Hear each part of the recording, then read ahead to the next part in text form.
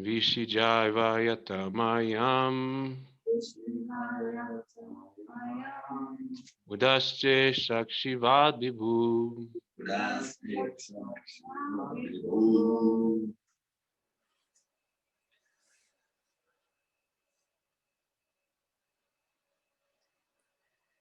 Yata, as Atmatantra, independent, Bhagavan, the personality of Godhead, Vikridati, enjoys his pastimes, Atmamayaya, by his internal potency, Visrija, giving up, Va, as also, Yata, as he desires, Mayam, the external potency, Udaste, remains, Sakshivat, just as the witness, Vibhu, the Almighty. Translation and purport by His Divine Grace A.C. Bhaktivedanta Swami Prabhupada. The independent personality of Godhead enjoys his pastimes by his internal potency, and at the time of annihilation gives them up to the external potency, and he remains a witness to it all. Purport. Lord Sri Krishna, being the Supreme Personality of Godhead and fountainhead of all other incarnations, is the only independent person. He enjoys his pastimes by creation as he desires and gives them up to the external energy at the time of annihilation. By his internal potency only, he kills the demon Putana, even though enjoying his pastimes in the lap of his mother Yashoda. And when he desires to leave this world, he creates the pastimes of killing his own family members, Yadukula, and remains unaffected by such annihilation. He is the witness of everything that is happening, and yet he has nothing to do with anything. He is independent in every respect. Maharaj Parikshit desired to know more perfectly, for a pure devotee ought to know well.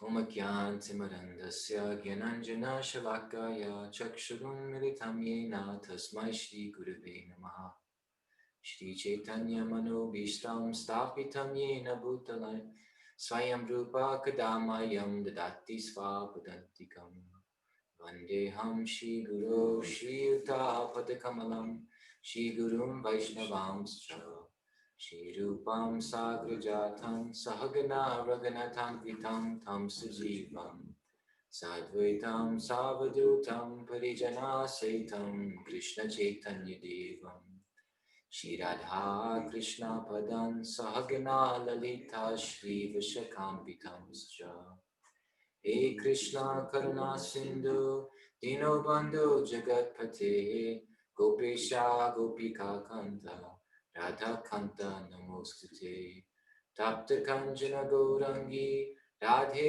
Vrindavaneshwari Vrishabhanu Sute Devi Pranamami Hari Priye Panchakalpatarubhyascha Kripa Sindhu Vevacha Patitanam Pavanebhyo Vaishnavebhyo Namo Namaha Jaya Shri Krishna Chaitanya Prabhu Nityananda Shri Advaita Gadadhar Shivasade Gaura Bhakta Vrinda Hare Krishna Krishna Krishna Hare Hare Hare Rama Rama Rama Hare Hare.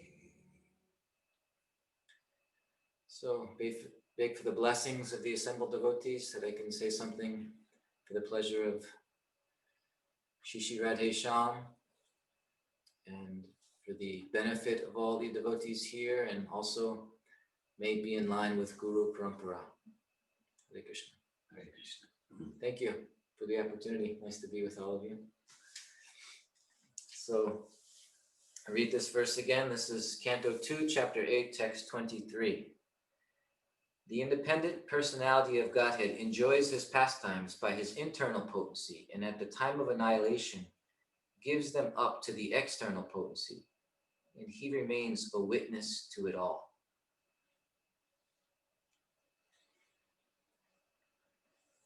Just the context here. Parikshit Maharaj is asking questions to Shukadev Goswami. Actually, through most of the Vedic literatures, the literature has come to us in this form of questions and answers.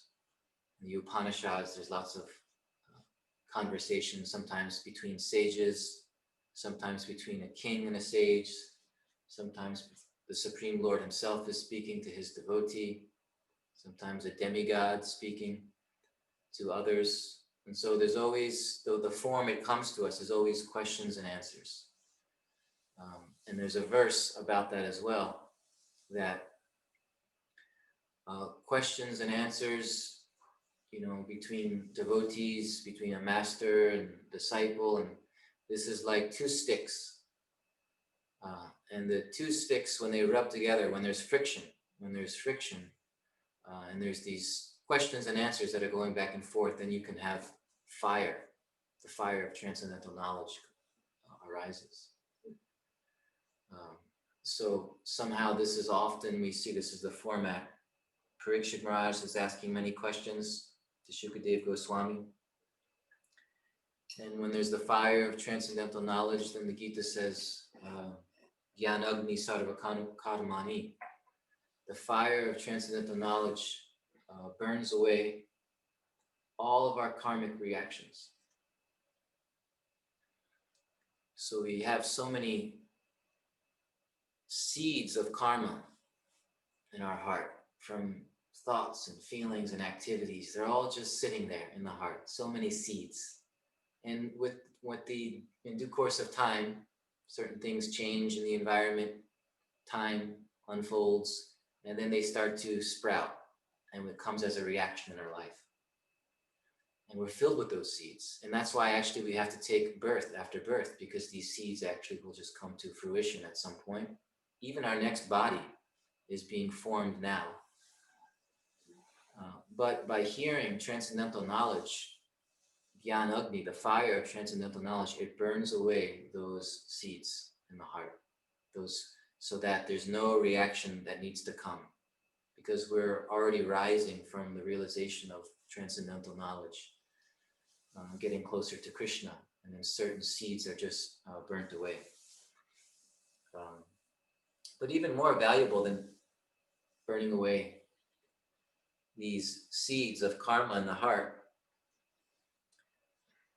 earlier in this chapter, I was looking at the previous verses, and Parikshit himself he asks these questions, and he talks about the value of just the discussion of Krishna Katha.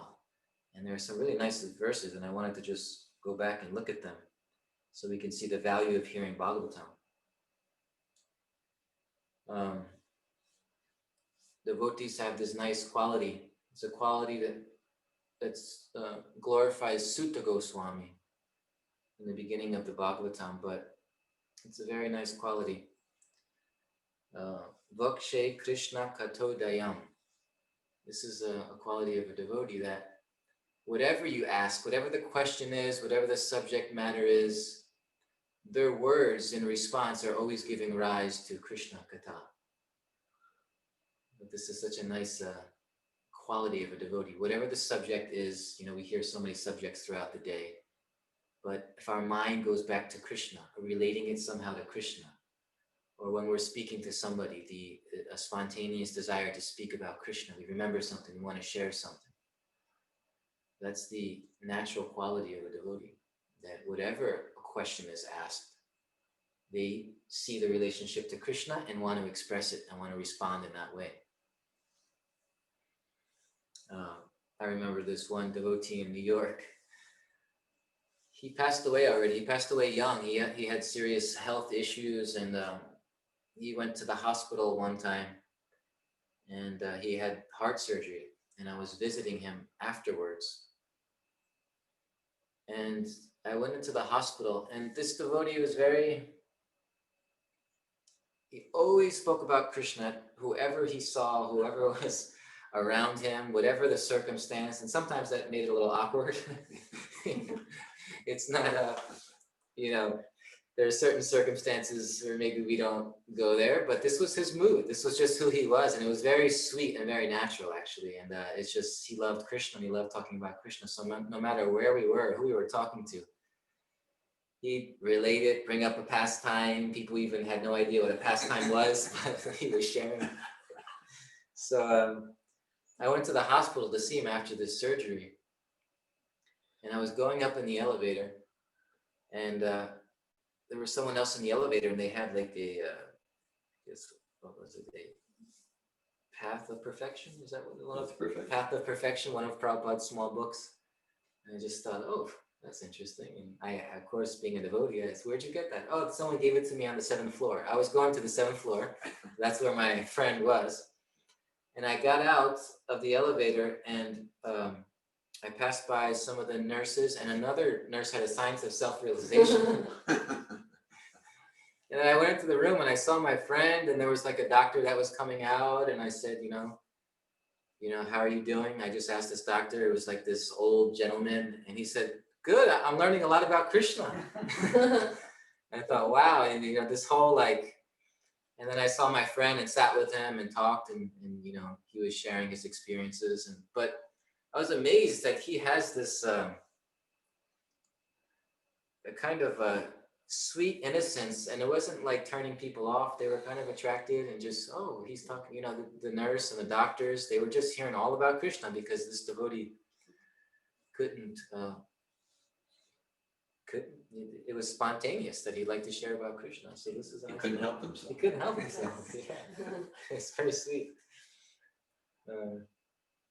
So the Shukadev Goswami, Sutta Goswami, the speakers of the Bhagavatam, many questions are asked, and they always kind of return it back to Krishna. They always come and they see the relationship to Krishna. And this is actually a nice quality for us to meditate on and to desire. And sometimes maybe the circumstance is not appropriate, but even in our heart, we can think. We hear something about music, some conversation about music. Well, Krishna, originally music, the only point of music is to glorify God originally. Everything in its original form is meant for the pleasure of Krishna. Art, art and music and all these things that are happening in the world. So much time has passed and they moved away from their original purpose. They just become about us. We're singing about ourselves and our relationships. All art is about me and about who I am and the artist. But actually the original purpose of it is meant to be a glorification of God, to some way point back to God. This is in the East and in the West. Sacred art in the West also had that understanding and meaning. So we're hearing so many things throughout the day, at least in our heart, we can see the relationship to Krishna. And this way we're becoming Krishna conscious. We're always thinking of Krishna. Wanted to jump back earlier in this chapter. So Parikshit, because he's asking so many questions here, he himself also gives the value of asking these questions and there being a discussion. He says in text 4 of this chapter, such a nice verse, and it really gives us what is the whole point of Bhagavatam and hearing Bhagavatam?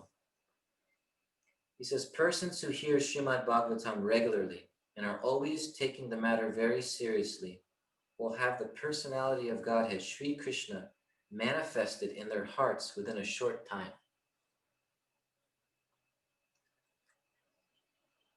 It's a nice verse. Bhagavan Vishyate Hridi. That God, the whole point of Bhagavatam is not so that we can learn so many things and speak them and study it. And the point of the Bhagavatam is that we meet with God and we have an experience of God within our own heart. That we actually have an encounter with God by hearing Srimad Bhagavatam. That's the real purpose of it. And that's right in line with the very second verse of the Bhagavatam. It says the exact same thing.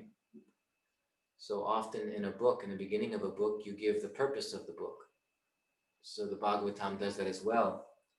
And it says the same thing, Sadhya Hidya Varudyate. That the point of this Bhagavatam is that Sadhya means at once. At once, when hearing it, one will capture it. It says it even more emphatically in this other verse. Sadhya Hidya Varudyate, which means God becomes captured in your heart at once by hearing this Bhagavatam.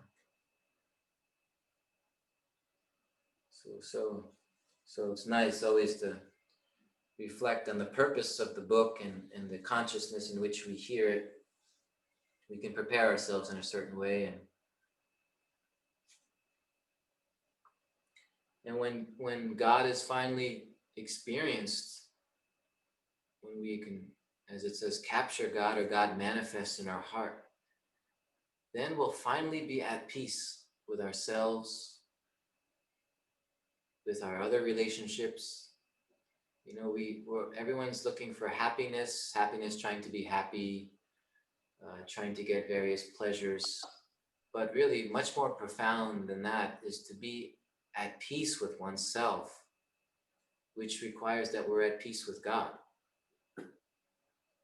You know, the happiness thing is kind of like, it's the goal of so many, it's kind of overrated. It's so much more profound to be finally at peace in your own heart with the Supreme Lord and simultaneously with yourself, simultaneously with every other living being. No matter how we act with others and what we have to do on the material level, but just to be at peace with everyone else, to not fear them, to not hate them, to not resent them.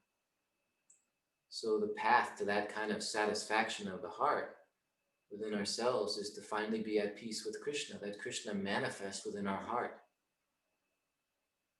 Once that happens,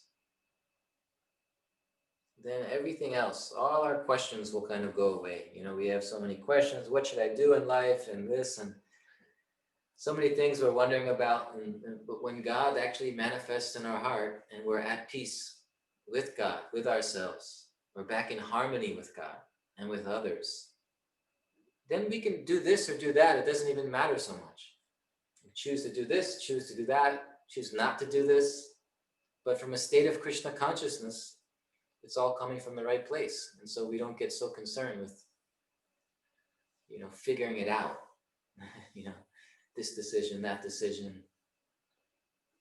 But one is just moved by a state of Krishna consciousness. And in that state, everything produces no karma. Akarma.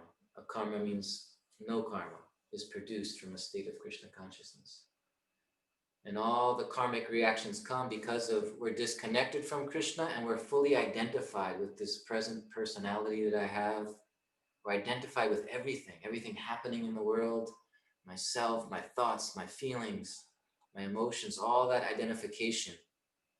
Because it's all about me, it's self-centered. The center is in the self of it all. Then that kind of, any action coming from that, whether this or that action, produces karmic reaction. So the real solution is a total shift in consciousness, a new state of consciousness. So Bhagavatam has that power by hearing, it says nityam, always, by hearing regularly, by hearing always. Then in due course of time, and it says a short time here, and sometimes it even says at once, satya means kind of immediately, God becomes manifest in your heart.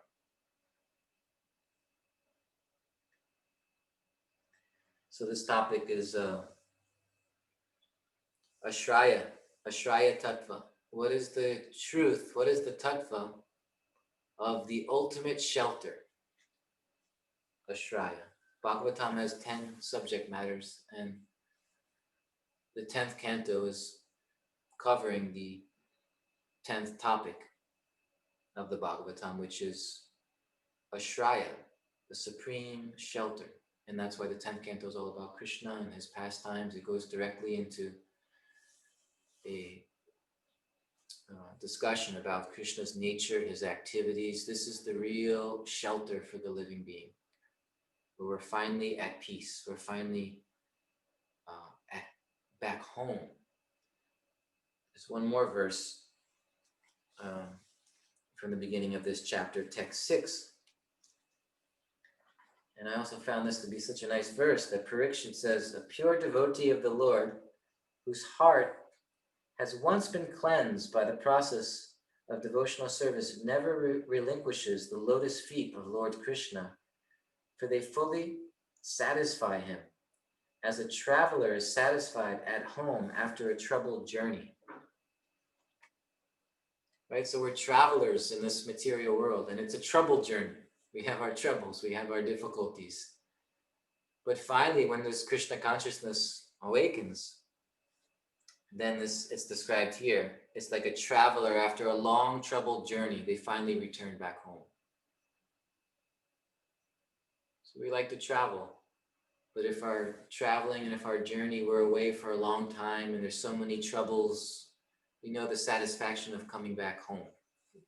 So that's just it's a nice way of, that's a small example in our small life, but it's a much deeper reference here, that this whole material world and so many lives is a long, long journey with so many troubles. And the shelter, the return home is the relationship with Krishna, the connection with Krishna. So after a long troubled journey. And Bhagavatam is that. Eventually, with time, as the purification takes place, just by hearing Bhagavatam, we'll feel that shelter. It gives great relief to the heart. And that's why we if we're honest and if we look deep into our hearts, there's this feeling of homesickness. We have this feeling that's always accompanying us, a kind of homesickness, like we've forgotten our home, disconnected from our original home. And therefore we live and with this always in the background. And we mistake it and we think it's something material that's going to fulfill it. And we keep making that mistake again and again until finally a realization comes that it can't, it's a simple thing, it can't be anything here because everything here is temporary. And if I'm honest about what I truly want, it's eternal. It's a very simple thing, but I guess the realization is really difficult to have because we keep trying, we're not convinced. We try in so many other ways to get so many things here, thinking that we'll get satisfaction. We can get a little relief from certain things, but that deeper homesickness, it's okay to feel it. It's good to feel it, even though it's a little uncomfortable, because behind every feeling, there's a desire. I was with this man the other day who was passing away, well, getting close to actively dying. And there was tears that were coming from his eyes, and you never know what those tears are about. It's an emotion, it's sadness.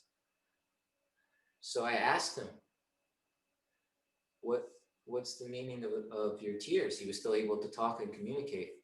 For some who might not know that Sorry. You work in hospice. I do this for a living. That's what you do. Yes, I'm not just hanging around people who are Yes, I work as a hospice chaplain, so offering spiritual support to people who are passing away. So I was with this man. He lives in Newbury, not too far, and he was. There's just some tears were just coming down his face, and I asked him what's the reason for your tears? You never know what a person's going to say. And he didn't say anything. And I said a little prayer for him, and he really appreciated it. And he said, at that point, this was like a half an hour later or something, he said, I'm crying because I'll never walk again. That's interesting. I mean, he was not going to be able, his legs, and he had cancer and was now unable to. He was bedbound. But the emotion, the feeling, the tears, there's always a desire behind our feelings.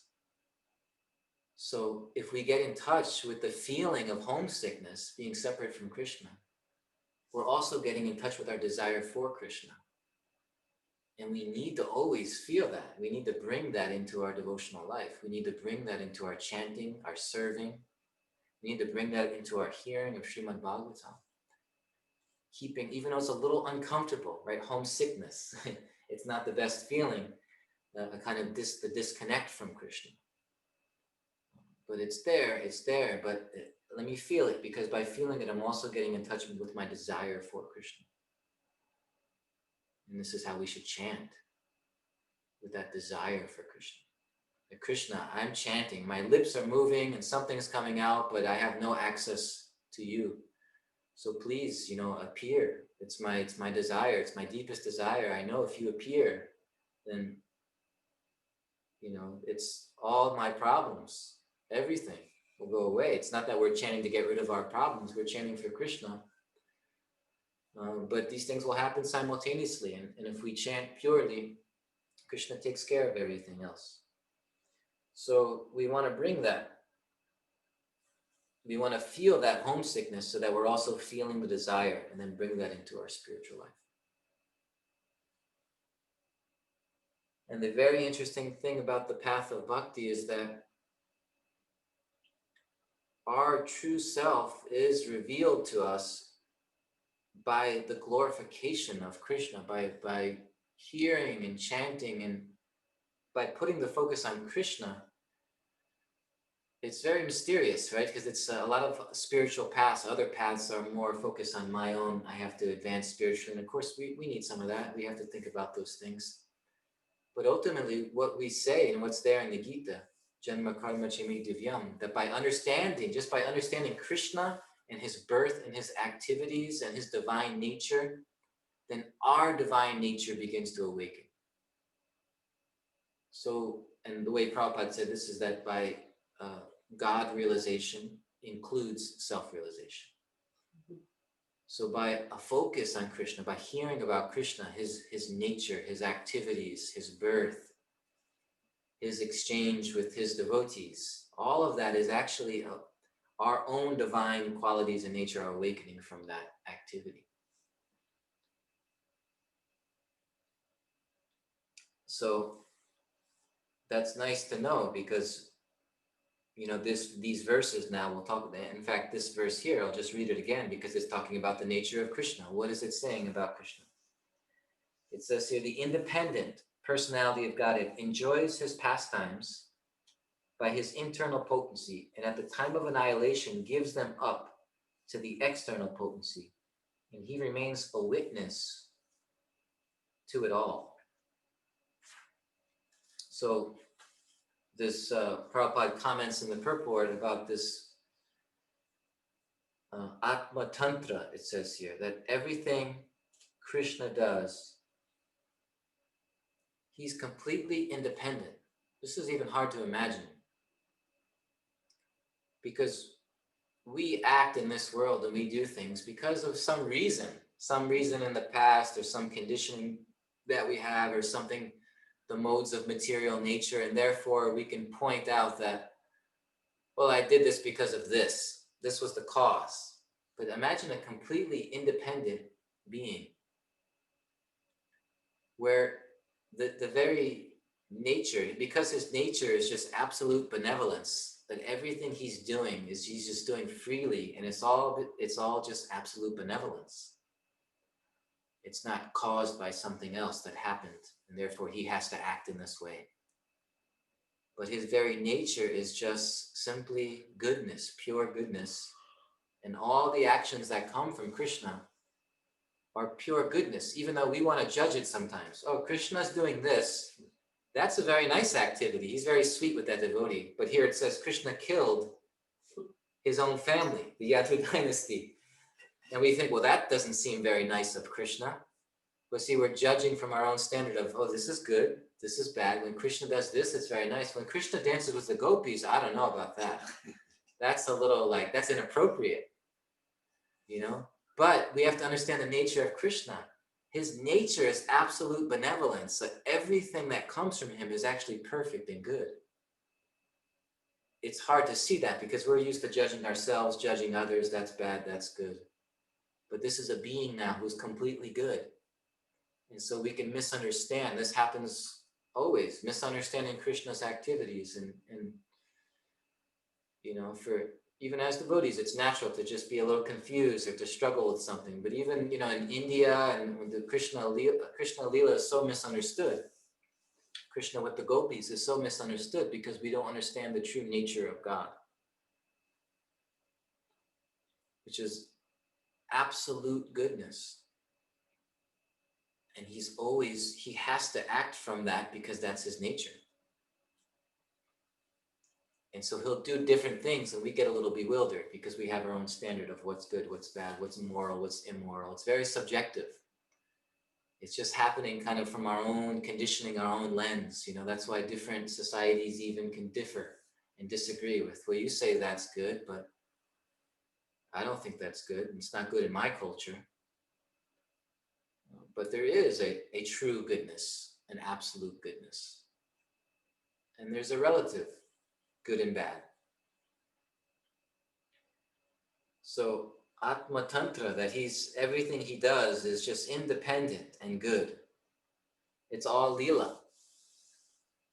It's all his Leela. That's why there's a different word describing his action from our action. Our action is called karma. His action is called Leela, and it's all Leela. Even his creation, it's this, you know, these verses are about him creating the material world and, you know, manifests and withdraws. This is called Shrishti Leela. Vishnu's Leela of creation. Shrishti means creation. So even the creating of the material universe is a kind of play for Vishnu, for Krishna. It's not a play for us. You know, we have karma means certain actions, and then there are consequences to those actions. And this is also a law of Krishna's mercy that helps us return to Krishna if we understand it in the right way. It's reactions are meant to come, and we're meant to think, well, yeah, something's wrong here.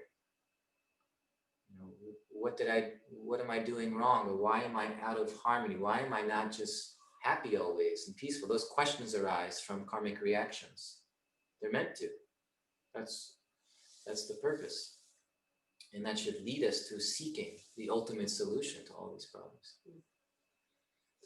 So, but Krishna, when he creates the material universes, this is not hard work or no effort. It's not work. It's actually a play. That's why it's described that Mahavishnu, he's doing this while sleeping. Yoga Nidra, that Vishnu is sleeping and he's only breathing. And as he breathes, right? So simple, you just breathe out. Usually doesn't take much effort unless you have some in this material world. It's like, you know, even with that, you can have some respiratory failure or some, and even breathing is hard work. But for most of us, breathing is very simple, very easy. So Vishnu, he's sleeping in a state of sleep, and he's breathing. And by that breathing out, all the universes are coming out. And by breathing back in, they're all annihilated. You say annihilated, they're actually entering back into Vishnu. And then again, another breath that goes out, the universes all come out again. This is also Leela. This is also like a play. It's not hard work. It's not karmic, but it's the way Krishna decides to do it. It's very wonderful, right? To think about Krishna has these ways of doing things. Even his creation is so interesting. This giant form, sleeping, breathing out, and that's this universe. That we're in that. we're part of that Leela of Krishna. So Prabhupada says here that he's doing so much, but yet he has nothing to do with anything. Right? He's doing so much, but he has nothing to do with anything. It means he's also detached. It's a kind of play. I remember Prabhupada shares this story of one German philosopher who came to India and I think had an exchange with Bhaktisiddhanta Saraswati Thakur. This German philosopher had studied many different spiritual traditions, and was really open to seeking where is the truth really presented in the best possible way. And he studied different traditions and finally came to the conclusion that it's India. Sanatana Dharma is most profound presentation, and the most profound knowledge is there about God and about the absolute truth. So he came to India, and in India he went to all these different places and was also seeking for the best version or the best presentation of God and who is actually God, because India can be bewildering if you go seeking. Also, there's all these temples and all these different gods and beings and so many different groups and demigods. It gets a little confusing if you go there. Even if you're going there to a place like India to seek the truth, it can be bewildering. So he was going to all these different temples and ashrams, and he was seeing all these different deities. And finally, on his own, from his own seeking and just observing, he came to the realization that Krishna must be the supreme God. And he shared this, I believe, with Bhaktisiddhanta Saraswati Thakur, and he said, because all the other deities I saw were doing something. They were doing some work. Durga, she's the trident and she has weapons and sometimes a sword, and she's doing something. She's taking care of business. And even, there's Lord Brahma, he's the creator, he's creating. Lord Shiva also is sitting in meditation. Sitting in meditation is also doing something. You do it for a reason. But then when this person saw Krishna playing the flute, then he could just by that understand. He could understand that he's not doing any work. This is just play. This must be God, because he's just enjoying. He's just playing. And all the other forms I was seeing, they were all trying to accomplish something, do something, correct something. And so, so even these verses that we're hearing today of his creation and his withdrawal of the creation, the annihilation, this is still all coming from the independent, benevolent, Supreme Lord, freely. These are just these actions that are emanating from him as Leela. And it says, Prabhupada says, he has nothing to do with anything. And he is situated as the independent witness to everything.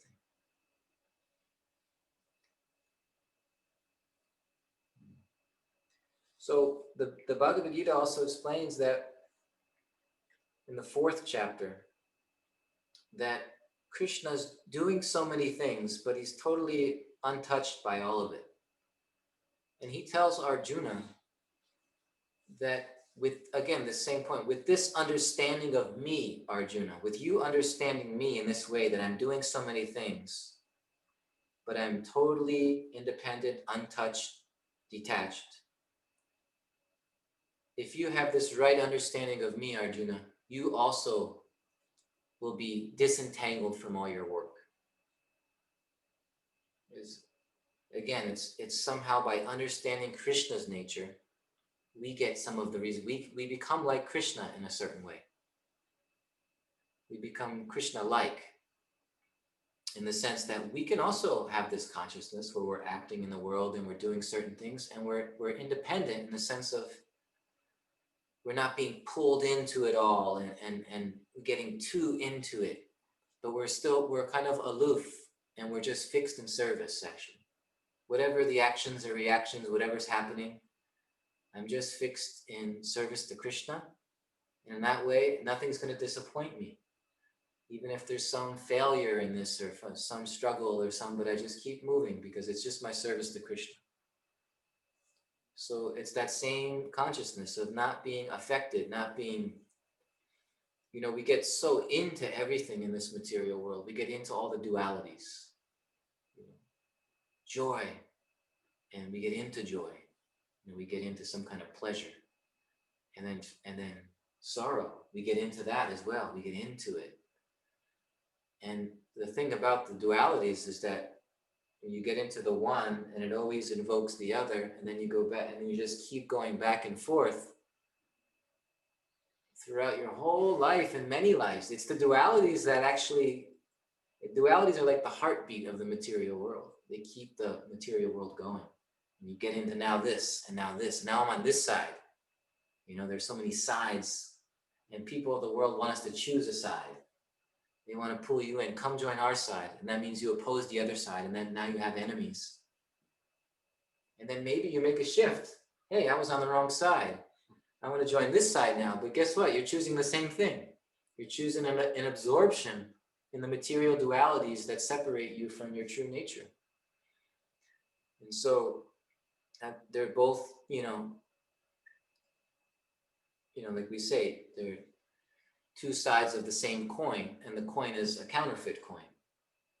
That's the thing to always remember. So in a sense, we want to be a little neutral.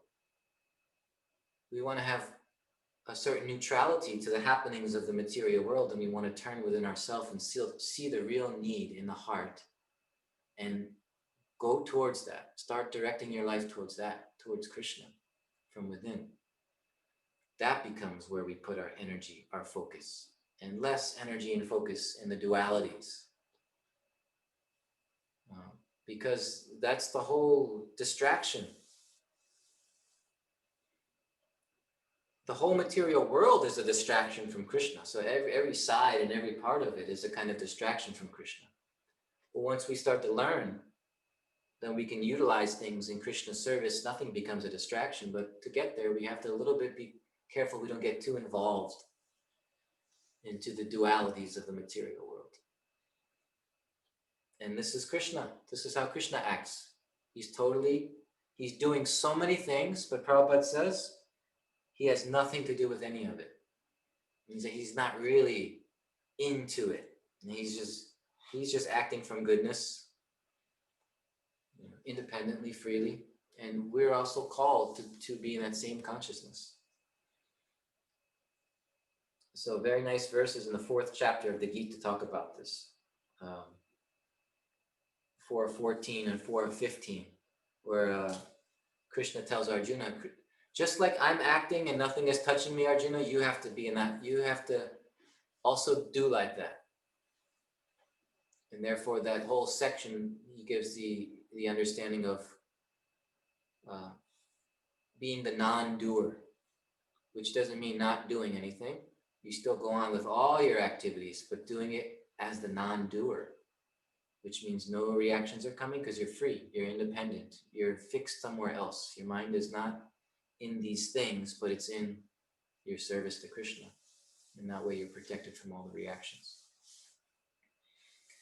So it's 9 o'clock, and maybe it's a good time to, you've heard me ramble on long enough, so if you have any thoughts or comments or questions, I'd be happy to have a discussion.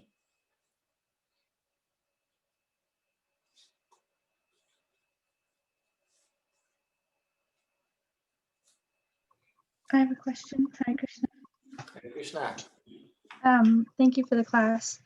When you were speaking about homesickness, is there I'm thinking maybe there's a set of different types of feelings like that, like loneliness and a few other really deeply painful feelings like separation and loneliness, and because I can connect with feeling lonely, but not homesickness. And I wonder if that's pretty much the same thing.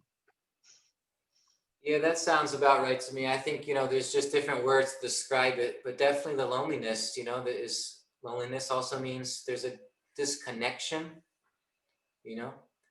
and it's, we carry some of that, and seeing its relationship to Krishna. Like I said, it's something we kind of, to not be afraid of it, and to be able, we can also handle it, and we can feel it, and we can understand the desire behind it is good and pure. That's gonna really help us. But the willingness to face it, because a lot of us don't want to face it, and then we're really stuck, because it's just pushing it completely away, but letting it be there and recognizing the reason for it. And therefore, let me become Krishna, please. We have a prayer along with it. When we're feeling it, we have this prayer coming from our heart. Krishna, please let this feeling, this uncomfortable feeling, let it be a kind of purification. Let it purify me. Let it change my heart. Let me go through it. Let me face it with courage and strength and go through it so that finally I can arrive back at your lotus feet in your shelter. So that prayer will come spontaneously when we feel it in the right way. We shouldn't be afraid to go through it. It's a kind of like, sometimes medicine is also like bitter, but it's doing something very good for us, hopefully. And for this kind of loneliness or homesickness, or, we can all describe it in different ways, just like we can describe what we long for in different ways. Some people will say, well, I long for freedom. I long for truth. I long for love. It's all Krishna, actually. All of those things are Krishna. In the same way that, loneliness, homesickness, disconnection, it's all the same thing on an existential level. It's the disconnection from Krishna. But we're fortunate. Now we know it's there. Let us not be destroyed by it. Let us go towards it and feel it, knowing that Krishna's there with us through it. Krishna's there. He's there, right there in it. And so just some thoughts about that. But yeah, hope that was helpful. Thank you. Yeah, and I'm thinking anxiety is another one of those core, deep feelings that's underneath many of our much of our suffering here. And that's like I hear what you're saying. It's like an access point. These deep, painful feelings that are underneath much of our surface level desires or disappointment and distress. Underneath is like really deep feelings, and that they're actually access points to connect to Krishna. It's like an opportunity or invitation. I appreciate that. Right, and sometimes it's hard to get to that very deep place, and we have to deal with just our daily anxieties, and all those things have to kind of be dealt with. I'm not saying like, forget all that and just go to that deeper, like existential. We got to deal with all those the loneliness just on a material level as well. Set yourself up where there's a kind of situation, there's friendships, and so we want to do all that. We want to create all that. But the realization that eventually, hopefully, comes into our heart is that even if all of that is in place, there's still a loneliness. There's still a disconnection unless I reconnect to Krishna, reconnect to God.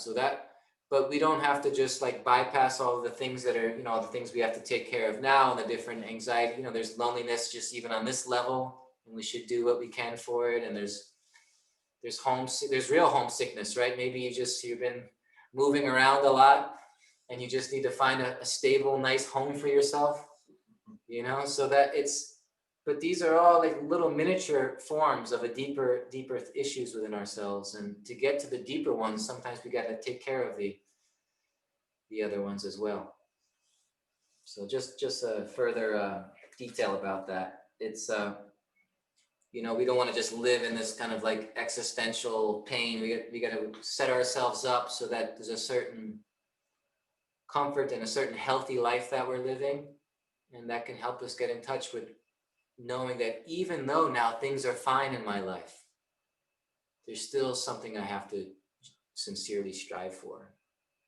Right. In our program, seminars, everything Sappho, we emphasize so much this principle of it. To experience my experience, Right. And it's like empathy for myself. It's a foundation. It's a foundation for conscious living, and just this whole discussion, what you share, Damayanti's question, it just affirms the potency of that. And I've seen so many experiences in facilitation with myself, a little coaching that like through simply experiencing our experience, consciously, it moves to super soul realization. it moves to realization about the nature of the material world. It moves to the nature of I am not this body, like that. I mean, everyone has their pace and route, but and if we're not experiencing our experience, we're running away from it, and we're numbing ourselves, and then we need to take birth again and again till we get the realization that's destined to come through experiencing our experience. Just wanted to share that. Just I'm finding this conversation very affirming. Yeah, appreciate how you brought that all together and kind of made it, I think, more simple for me to understand, at least, than what I was trying to communicate. So I appreciate that. How the experiencing your experience can lead to a kind of super soul connection.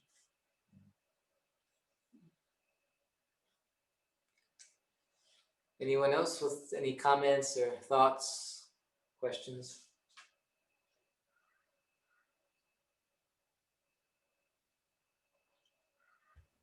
Hare Krishna. No questions, but I want to say, like, so no offense to anybody else that gives class, but I think this was one of my favorite classes ever. It was just so Thank you. engaging for me. I really liked the analogies you used and the different stories that you told. Yeah, it was a profound class for me. So thank you so much. Appreciate your encouragement.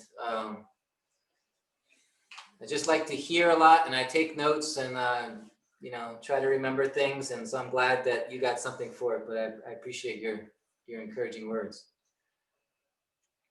Prabhupada's grace, definitely. I can see something on chat. I'm going to see what it is. Okay, we have something on chat. We're gonna check I out. don't know what it is, but we'll see. Okay. All right, yeah. There's many things on chat. Okay. Damayanti says, Ghanashyam Prabhu Ki Jai, it's his natural ability. Ladini Shakti says, so touching class, I feel speechless. She's in the Czech Republic there. And then Ladini Shakti, there's a pastime where he steals sons of Brahmins because he wants to see Krishna and Arjuna, the Vishnu. In Krishna book, he did one, Ramachandra's comedy. Prampra asked, does Mahavishnu ever wake up? Jim Wood, very good point. Okay, so we have, okay, thank you. Thanks for your Shasha. Okay, thanks. There's another new one. Ramachandra says, thank you, Ghanashyam, for class. Hearing you is like hearing soft, deep poetry. As someone who has been traveling for most of his adult life, I can very much relate to feeling homesick and finding shelter in Krishna consciousness. And the more I drift from Krishna, the more I feel more homesick on my path. Yeah, it's such a nice verse from, that's from what made me think of that whole homesickness was just the verse from Parikshit 2:8. It's 2:8:6. And such a nice analogy, a troubled journey for a long time. We're travelers. And then finally this idea of, by reconnecting to Krishna, finally we're back home. We're at home. Prabhupada would say, right? So often at the end of so many purports and so many classes, back home, back to Godhead. So, but thank you everyone for your kind words and sharing your realizations. I don't know if dear Govinda Prabhu, we might have to help me with Mahavishnu waking up. This one of the questions was, does he ever wake up? Now we hear about he's like this sleeping incarnation. Yeah. Yoga Nidra. Yeah. Yeah, there's interesting verses in the Bhagavatam about that, how this material world is like the dream of Mahavishnu. Yeah. So it's a kind of dream, for the Lord, and we're all in that dream and having all of these, sometimes because the interesting thing is that we are like these little miniature reflections of Krishna. So we also sleep at night and we also have dreams. And this is also true of the Supreme. It's true of us because it's true of the Supreme. That he also has his sleeping and his dream. And his dream is this whole material manifestation and all the living beings within it. So in that sense, we're safe. We're in the dream of Krishna, which is reality, because everything connected to Krishna is reality. But there's a kind of way in which it is a dream, for us as well. The whole material journey and the struggle, it's a kind of dream. It's like you have a nightmare and then you wake up and there's such relief. That was just a dream. Yeah, that was just a dream. And so that can also happen to us on a spiritual level one day, where we finally realize the material world and all of these things, wow, it was just like a dream. Now I'm awakened to my real life with Krishna. So the same thing happens again on a higher level. And it's even happening on the level of Mahavishnu, this gigantic form of the Lord who's sleeping. And Yeah, I heard there was a lecture, maybe a purport recently from Srila Prabhupada, and because he's saying we become disconnected from Krishna. But then he said, but that's not true. We are connected. We are connected. We forgot that we're connected. Just like a person sleeping on the bed is completely connected with the room, the other people in the room. I mean, there's a connection, but he's forgetting he's connected, and he's thinking he's this bird flying in the sky in the dream, or he thinks this person being chased by a monster in the dream. But he's connected with the furniture and everything. So Paul just makes the point, we're always connected. That's encouraging. We forget that we're connected. yeah. Did you have something? I did, yes. Thank you. I appreciate your class very much. Yeah, and like. Be sure to speak so that they can hear. Oh, okay. Hare Krishna. I guess. This is Garuda Prabhu is here. Yes, Hare Krishna.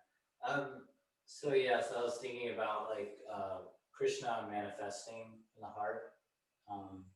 That idea, and Krishna is already there in the same light of what Dhruvinda was just expressing, the Paramatma. Krishna is there, so just wanted to hear more about Krishna manifesting the heart, more details of what that really looks like, what that really means, an awakening. I'm thinking for myself, my own idea of it is it's reawakening or reconnecting to that relationship or awareness.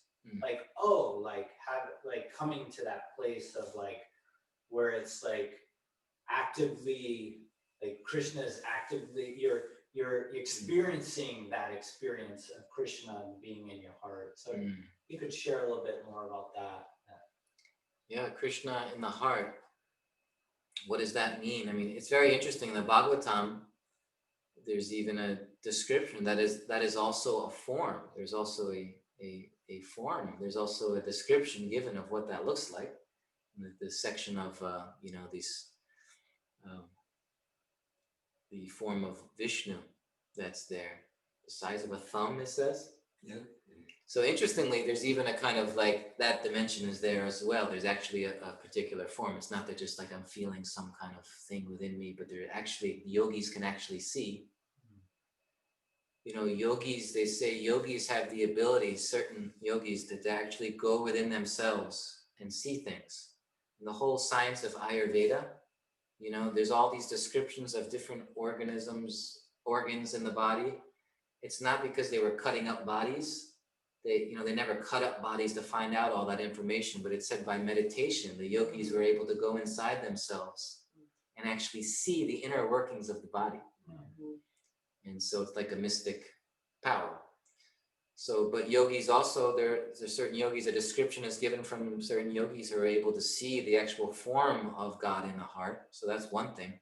There actually is a form.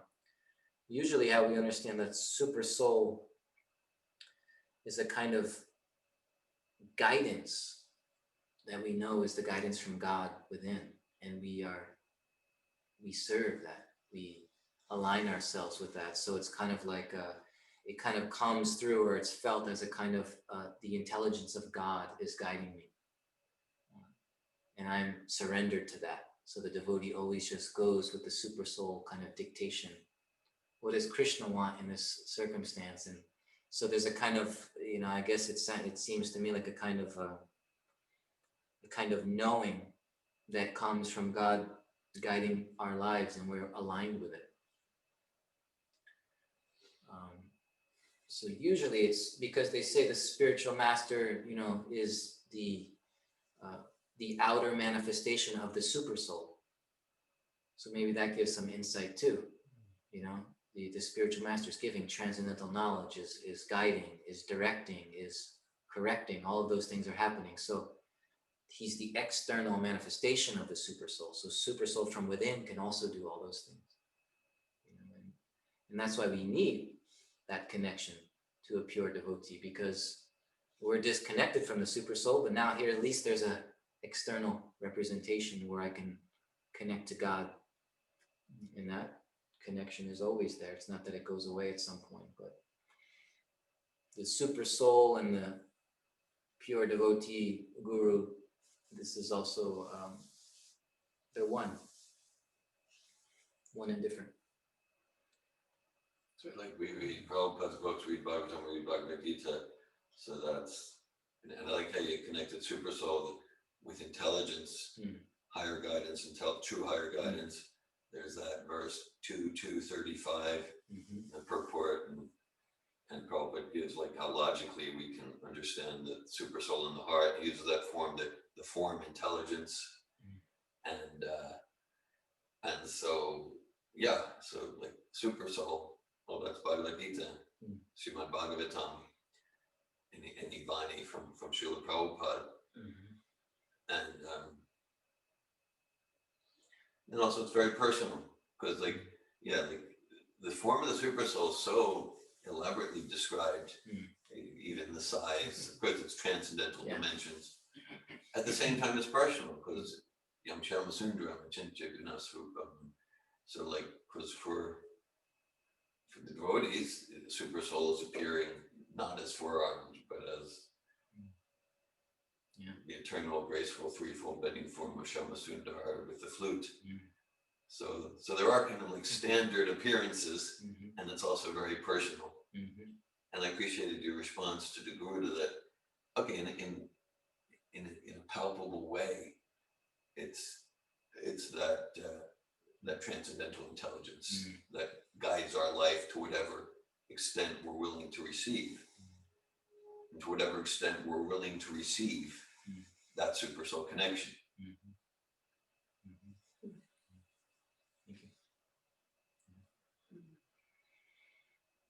There's a chapter of the Bhagavatam too that could have a lot more, the chapter Lord of the Heart. There's a whole chapter called Lord of the Heart. There might be more information there too, and understanding like the real position of super soul. And I like what you said is for devotees, because they kind of fall in love with Krishna, then that super soul also it becomes Krishna, Sham Sundar, and there's a kind of exchange going on within one's own heart. And they're directly relating with Krishna in that intimate form of Krishna. So that's it's a pretty sweet understanding and possibility to imagine.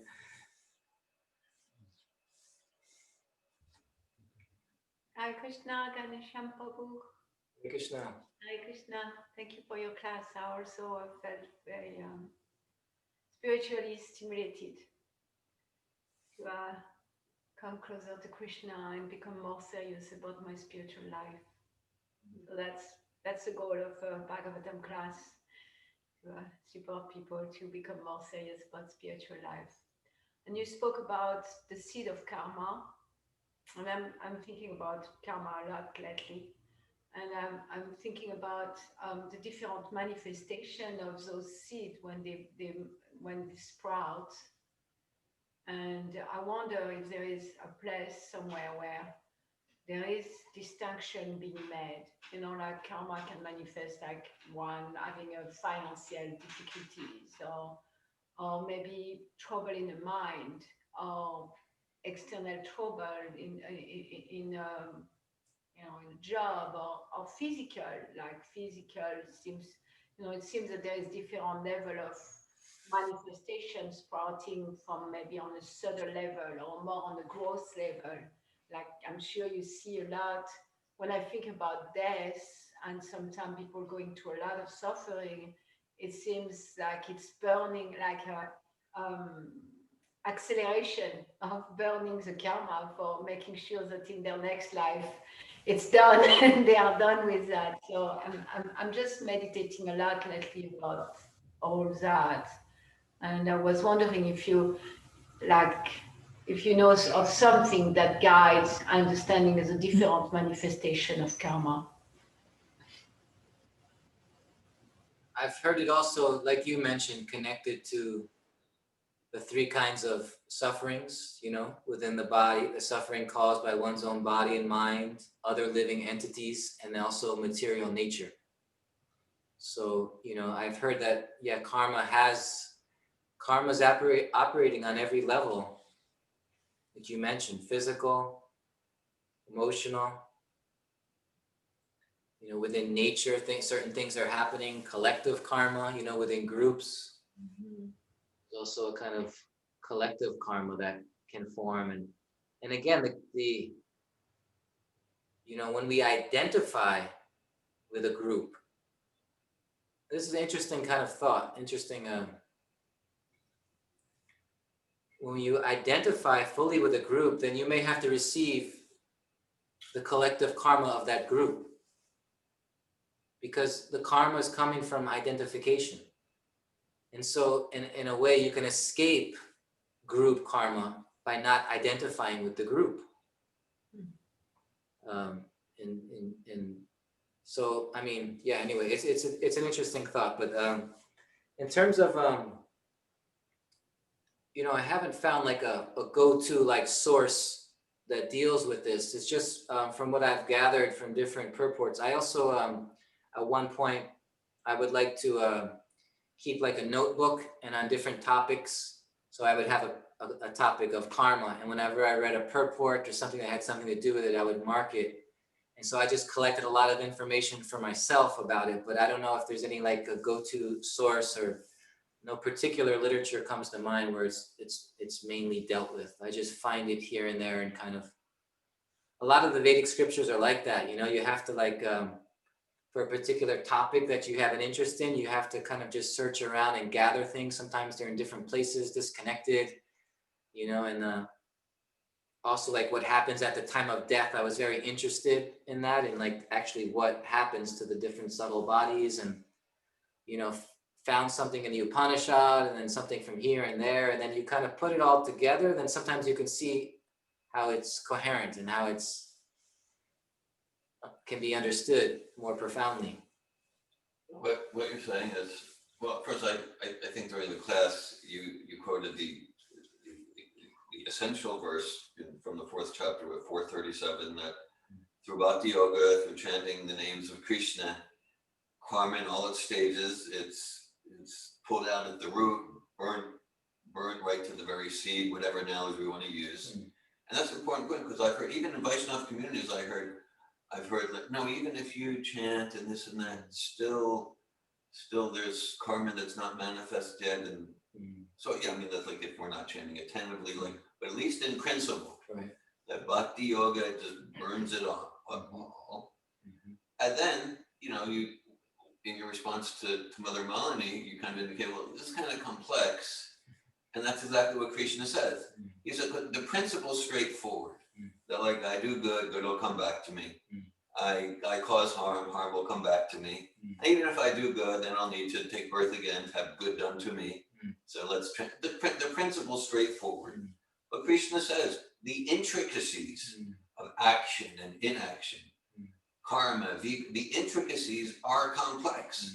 So when we try to get our mind into the details, we can expect like, this is complex.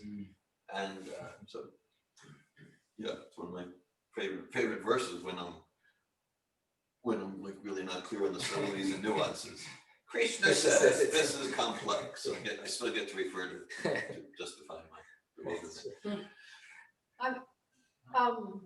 Thank you for the Govinda, I'm thinking of also for a devotee, the karma is going to be used, isn't it, to help the devotee come back to Krishna? Because it's minimized, but like maybe like there is that burning to ashes, even the seed of karma, and that's explained in the first chapter. And at the same time, other places it does say that the karma is minimized. Like, for example, if I was supposed to lose my arms, I just lose the tip of my finger.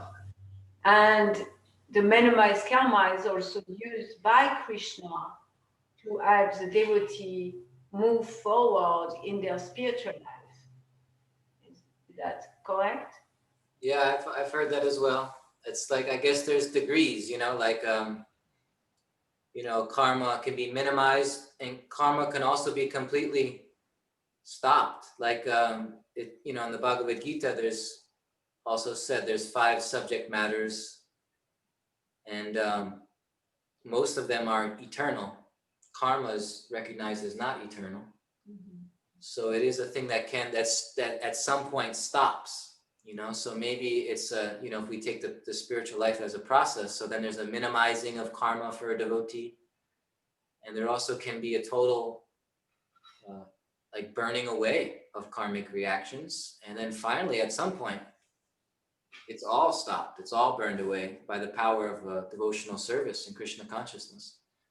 So perhaps there are, it's a process, and there are degrees of what's happening, and what's happening with each devotee is very difficult to say. And like you said, at some point, maybe these reactions are coming, but now the nature of them has changed. It's actually Krishna directly behind it. And so it looked like a karmic reaction, but somehow it's interpreted or understood, or the nature of it is different as Krishna directly now bringing a person back to him.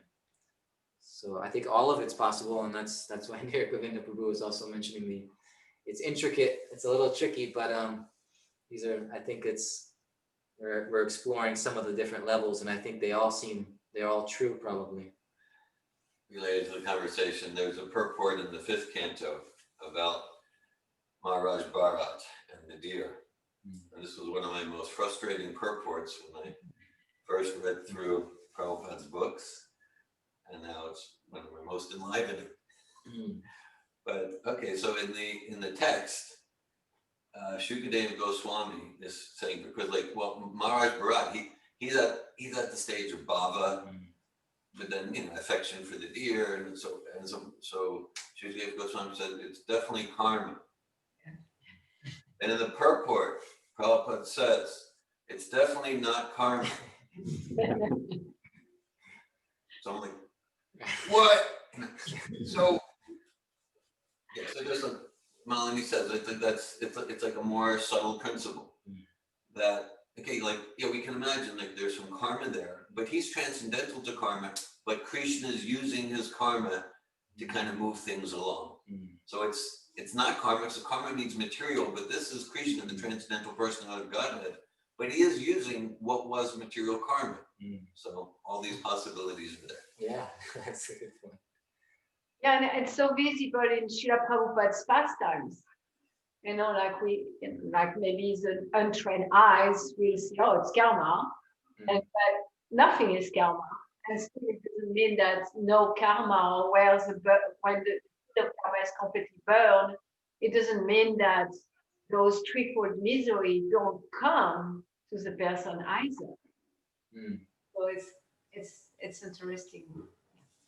Yeah, Ghanashyam, you had been sharing about getting kind of caught up in joy or in sorrow or something like that. And one of the ways that I think about karma is these ripples in time, these vibrations, reactions caused by some action. And then it seems to me that there's an experience that begins to happen when someone's consciousness turns more towards the divine, becomes more aware of itself, its relationship to the divine, and instead of being submerged in that vibration, whether it's positive or negative or something, I think to me, it's like that contrast of experience begins sounding like an alarm, and like kind of making that process faster, like that intensity, just yeah.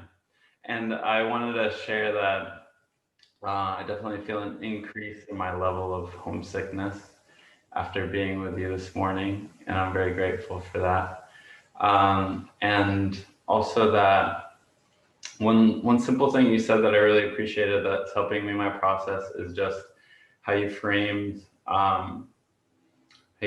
like our judgments of Krishna's Leela, our judgments coming from a very limited dualistic perspective. It made me think about how like my whole existence in this, my current state of consciousness, my current, karmic situation is all arising from like this misunderstanding about my position, my relationship with Krishna, misunderstanding that I'm always connected with Krishna and that I'm an eternal servant of Krishna. And that for me is a really kind of lighthearted way of framing it and is inspiring, because then how you started the class talking about all the questions that are being asked and conversations, these dialogues of sincerity between these different beings, elevated beings, and that are helping us to clear that misunderstanding. And yeah, it really encourages me in this process of bhakti, and I appreciate that. Hare Krishna. Thank you for sharing. So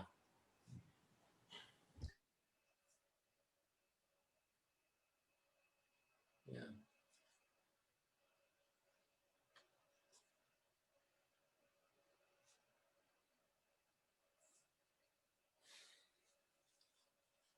Hare Krishna. Thank you all so much. Really appreciate the discussion and what all of you brought, and grateful for the opportunity. Hare Krishna. Jai Srimad Bhagavatam ki jai, Yeah. Srila Prabhupada ki jai, Yeah. Hare Krishna.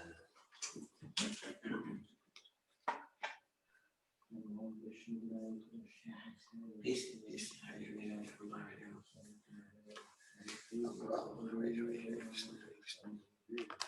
Peace, peace.